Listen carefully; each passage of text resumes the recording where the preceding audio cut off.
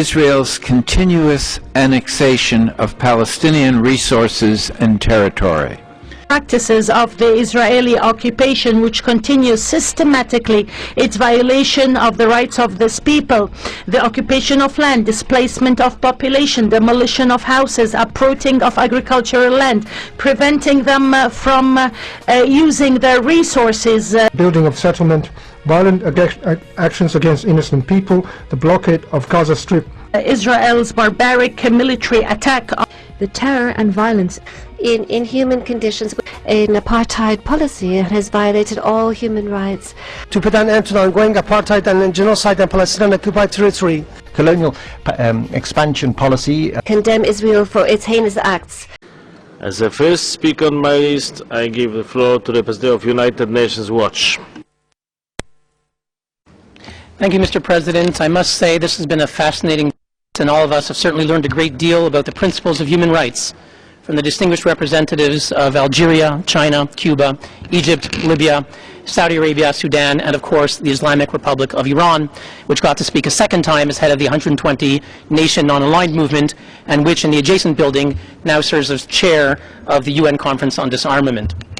Mr. President, we ask, is today's debate really about human rights? Let us examine the rubric under which we meet. The Council's only agenda item focused on a specific country, Israel. No other country in the world, not even Syria, now slaughtering its own people, is singled out in this fashion. No matter what's happening in the world, every meeting of this Council devotes one day for the world and one day for item 7, Israel's alleged violations.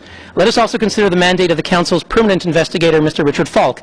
His title is, quote, Special Rapporteur on the Situation of Human Rights in the Palestinian Territories.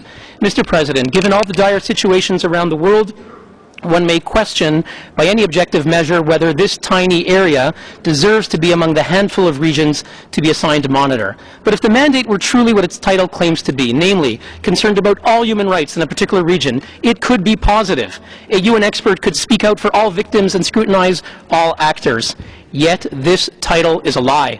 The actual mandate, unchanged since February 1993, does not speak out for all victims or examine all actors. The monitor is charged, and I quote from CHR 93/2, to investigate Israel's violations. Only Israel presumed guilty in advance.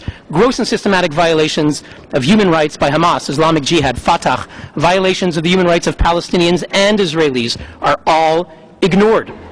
Mr. President, is today's debate really about human rights? No. As Richard Falk himself wrote in his blog just 4 days ago, this is about, and I quote, a legitimacy war against Israel. A legitimacy war against Israel. Thank you, Mr. President.